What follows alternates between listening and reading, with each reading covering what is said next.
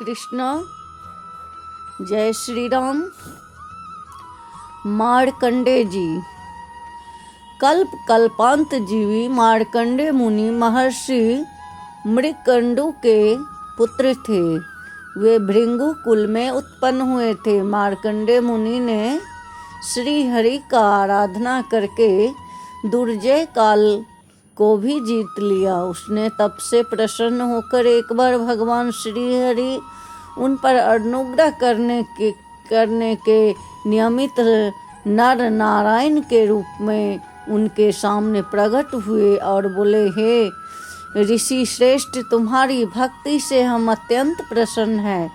अब तुम हमसे इच्छित वर मांगो। ऋषि बोले, भगवान, आपने कृपा करके मुझे अपने सुर मुनि दुर्लभ दर्शन से कृतार्थ किया है। इससे बढ़कर मैं कौन सा वर मांगू आपसे। तथापि मेरी इच्छा है कि जिस आपकी माया से यह सत्य वस्तु भेद युक्त प्रतीत होती है, उस माया को मैं देखना चाहता हूँ। नर नारायण तथा अस्तु कहकर बद्रिका आश्रम को चले गए। एक दिन सायंकाल के समय मुनि नदी तट पर संध्या कर रहे थे। इतने में ही वे क्या देखते हैं कि अस्माकत वायु बड़े जोर से चलने लगी। देखते देखते मूसलाधार वृष्टि शुरू हो गई और बात की बात में महाबर्म अकेले मार्कंडे ही रह गए हैं। इस प्रकार विष्णु की माया से मोहित हुए मुनि को उस समुद्र में भ्रमण करते हजारों वर्ष बीत गए। इसी बीच उस महान जल राशि में फलों और पत्तों से लदा हुआ बरगद एक छोटा सा वृक्ष उन्हें दिखाई दिया, जिसकी शाखा के एक पर्णपुट दोनों में एक तेजस्वी बालक सोया हुआ दिख पड़ा।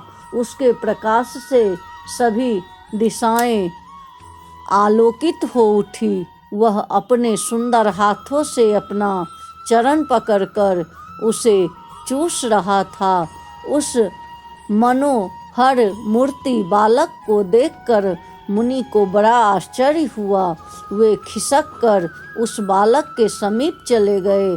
ज्यों ही वो उसके समीप गए, उन्हें ऐसा प्रतीत हुआ मानो वह बालक श्वास के साथ वे उसके उदर के भीतर खींचे चले जा रहे थे।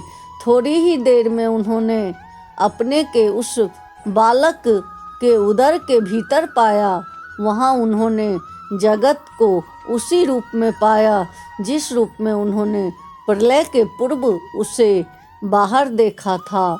कुछ क्षण के अनंतर वे उसी बालक के श्वास के द्वारा प्रेरित होकर बाहर निकल आए और पुनः उसी प्रलय समुद्र में जा पड़े। बाहर निकलकर उन्होंने उस बालक को उसी अवस्था में अपनी ओर प्रेम पूर्ण कटाक्षों से देखते हुए पाया। उसकी मंद मुस्कान से आकर्षित होकर वे उसके समीप जाकर उन्हें आलिंगन करना ही चाहते थे कि वे योगाधिपति बाल भेषधारी भगवान एकाएक अंतर्ध्यान हो गए। उनके अंतर्ध्यान होते ही वह वटवृक्ष और वह प्रलय समुद्र सारा का सारा क्षण भर में विलीन हो गया और मुनि अपने आश्रम में पूर्वतः स्थित हो गए। उन्होंने मन ही मन भगवान को याद करने लगे।